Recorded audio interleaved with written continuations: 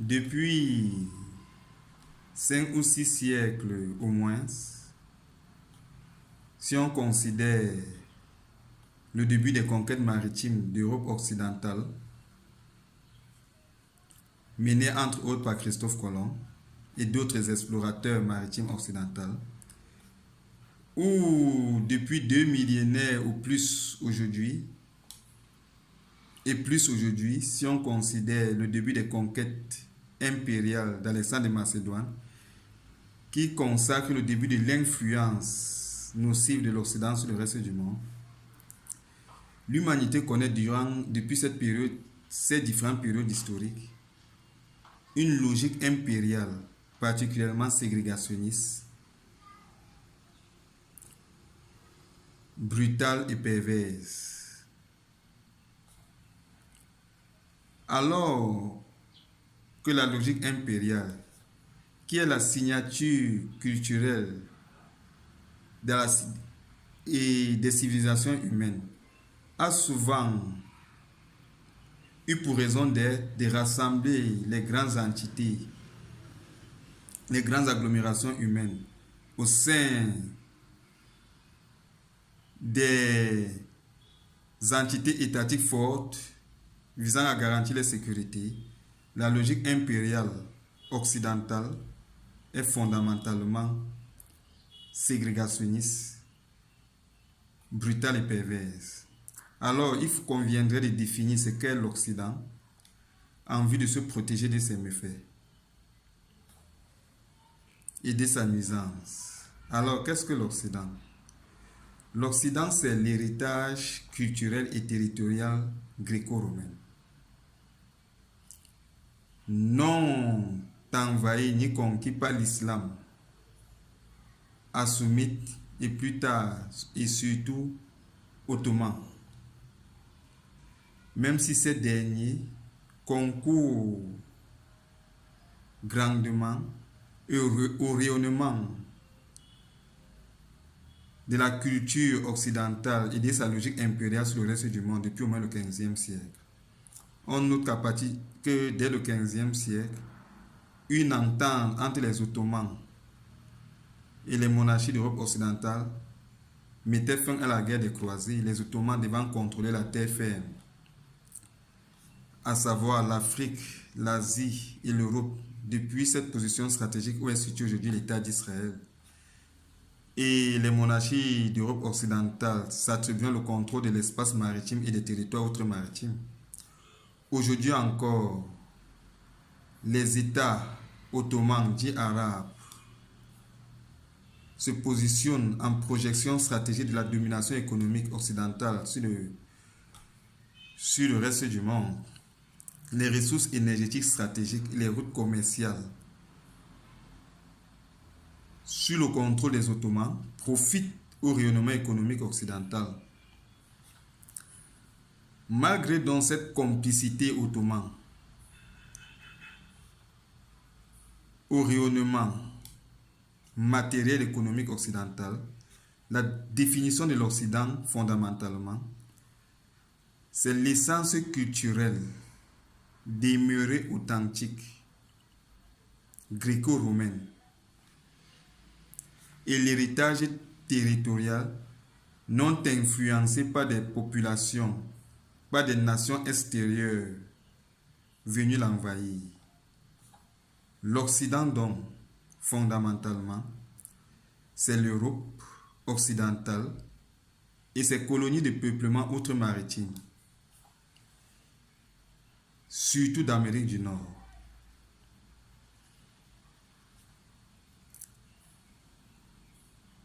L'origine de l'Occident est gréco-romaine. C'est ce qui explique le fait que les nations occidentales revendiquent encore et défendent encore la signature culturelle originelle gréco-romaine dans la production artistique et même dans la promotion des mœurs. Des mœurs perverses telles que les pratiques sexuelles LGBT sont une caractéristique culturelle de l'oligarchie gréco-romaine. défendue encore aujourd'hui par l'oligarchie politique occidentale, et dont l'Occident découle de la civilisation gréco-romaine, qui elle-même découle de la civilisation mycénienne, et dont les éléments matériels permettant son existence découlent de la civilisation minoenne, qui est une civilisation négro-égyptienne, établie sur les îles Grèce et fondée par une princesse égyptienne nommée Europa. Le nom Europe est donc lié à la civilisation gréco-romaine et à ce qu'on appelle aujourd'hui l'Occident. Les peuples dits d'Europe de l'Est sont des peuples barbares d'Asie d'un point de vue gréco-romain. Ils n'intégreront jamais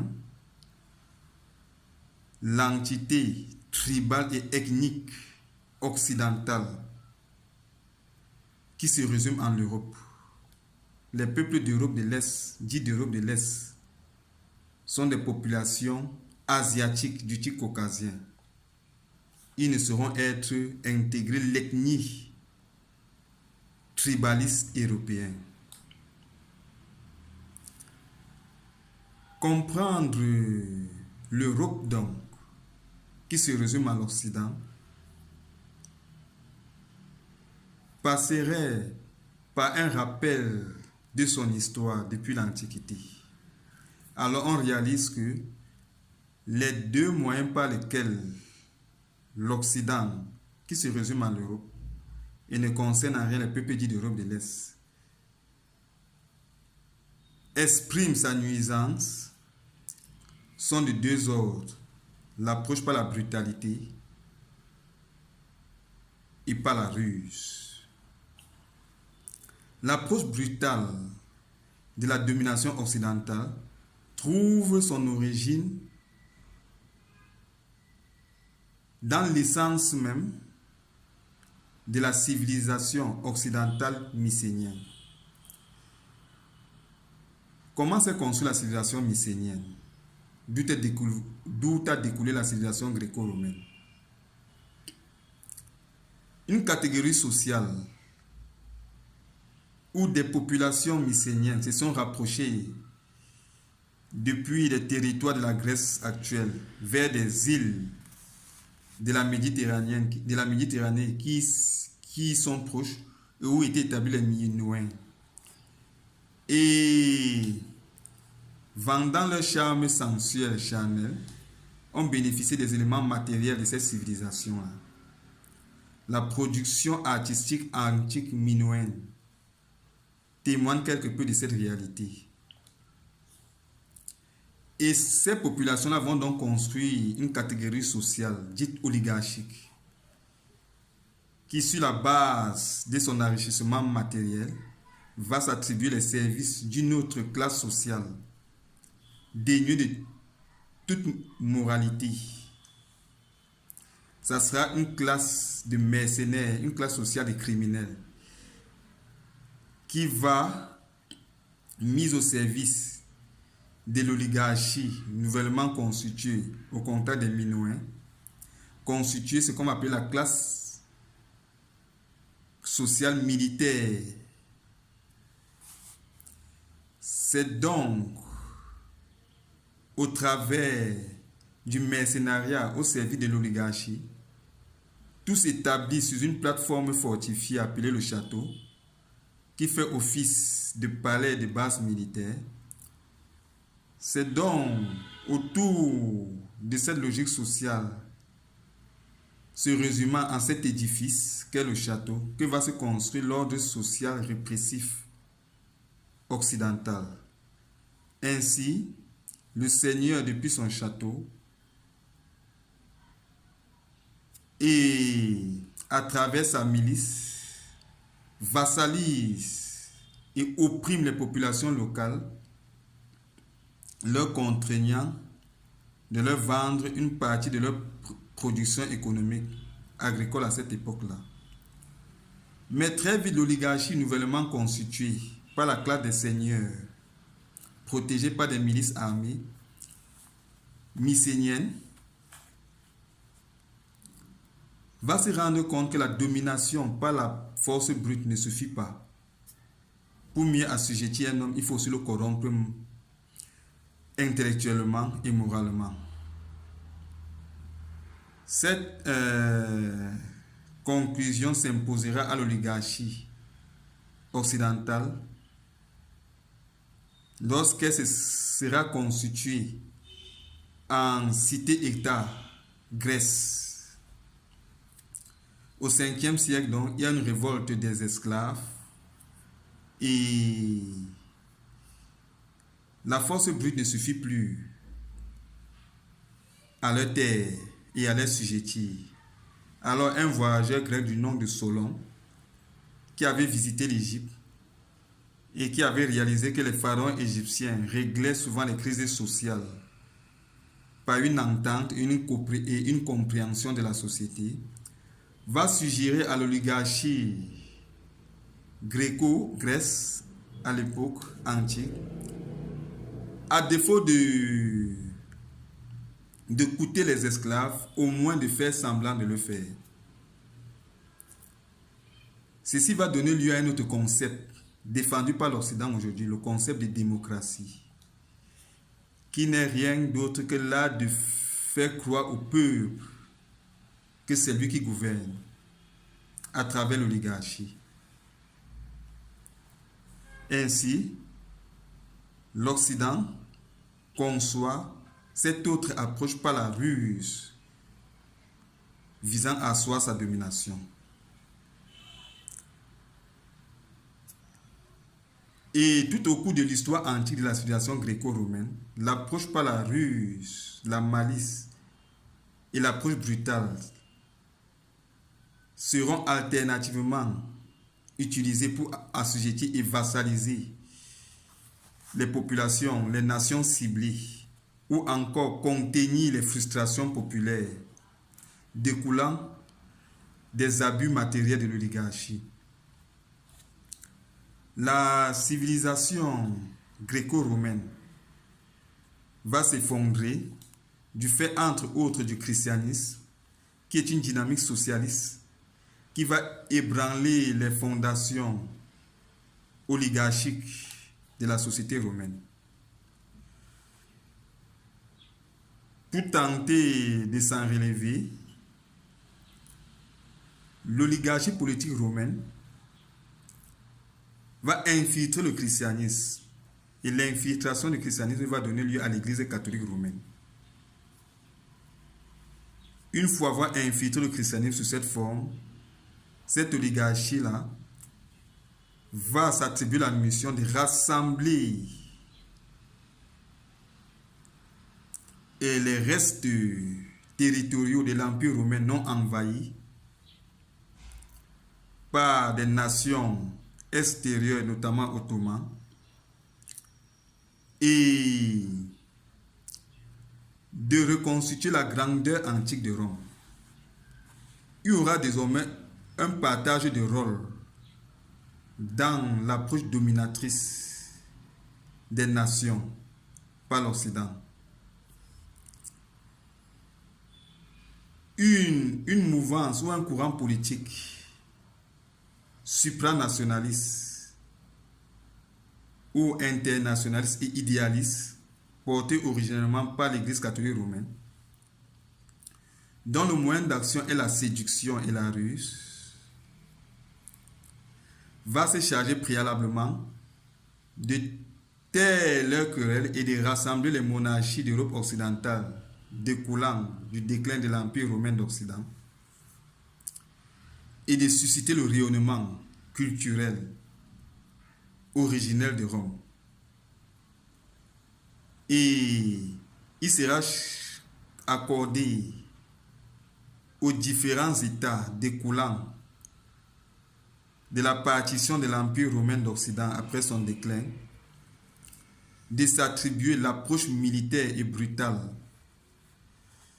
du rapport de l'Occident à d'autres peuples. Et ces derniers porteront le courant nationaliste et matérialiste de la politique occidentale. dont le moyen d'action est militaire et l'objectif est l'enrichissement matériel sans tenir compte des critères moraux. Et c'est dans le cadre de cette répartition des rôles-là, dans l'entreprise dominatrice du monde, que les monarchies d'Europe occidentale vont mettre les moyens matériels et militaires au service de la conquête des Amériques et de l'Afrique australe.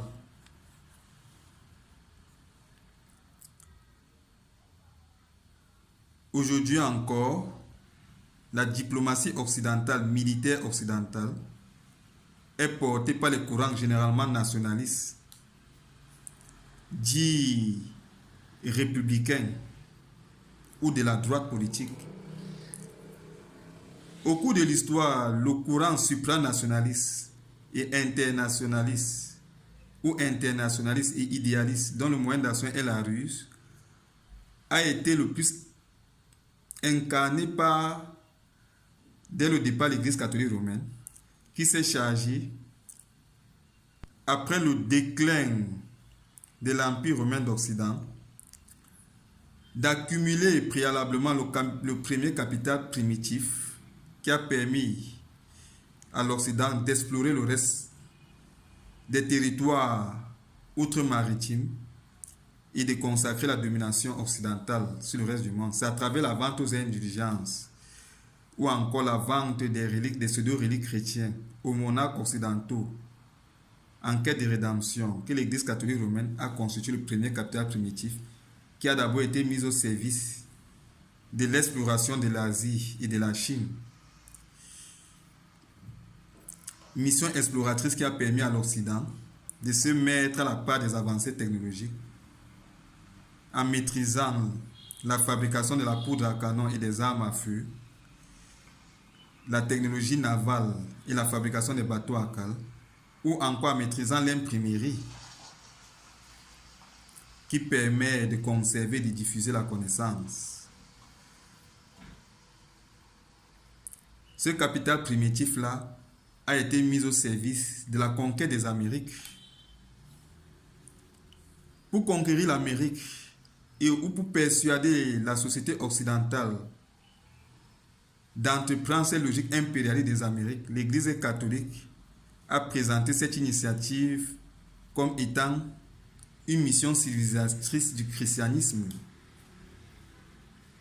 Ce qui a persuadé l'opinion publique occidentale dans son ensemble, ou la société occidentale dans son ensemble, de participer à ce projet de conquête des Amériques et plus tard de la colonisation de l'Afrique. Au XXe siècle, après avoir engendré les sociétés commerciales au XVe siècle, qui ont entrepris de conquérir et d'exploiter économiquement les Amériques et l'Afrique australe, au début du XIXe siècle, l'Église catholique romaine, à travers ces sociétés commerciales, va engendrer les cercles ésotériques qui sont la franc-maçonnerie et la Rose-Croix, qui seront des centrales de réflexion ou d'intelligence stratégique, qui vont penser la domination globale de l'Occident sur le reste du monde. Et ces cercles ésotériques-là vont engendrer, vont d'abord susciter le déclin de toutes les monarchies occidentales, la généralisation du concept des républiques, qui tous sont prévus pour être assujettis à la seule couronne britannique, qui sera l'épicentre de la domination occidentale. D'où le nom illustratif quelque peu de ce royaume-là, l'Angleterre, l'angle de la domination terrestre en quelque sorte. Et plus tard, depuis ces siècles ésotériques-là, seront pensées les institutions économiques de Bretton Woods, que sont la Banque mondiale et le FMI, qui sont les moyens économiques de l'assise de la domination occidentale. Il serait aussi pensé la récupération de l'Organisation des Nations Unies et sa structuration à l'avantage de l'Occident. L'Union européenne, qui était moins de rassembler tous les systèmes parlementaires occidentaux et de les unir, sera aussi le fruit de la pensée de ces cercles ésotériques-là. Et donc, jusqu'aujourd'hui, c'est par ces deux approches, par la force brute et par la ruse, que l'Occident tente de vassaliser le reste du monde et d'y asseoir son emprise. Il faudra les maîtriser et savoir s'en protéger autant que possible pour limiter la nuisance mondiale de l'Occident.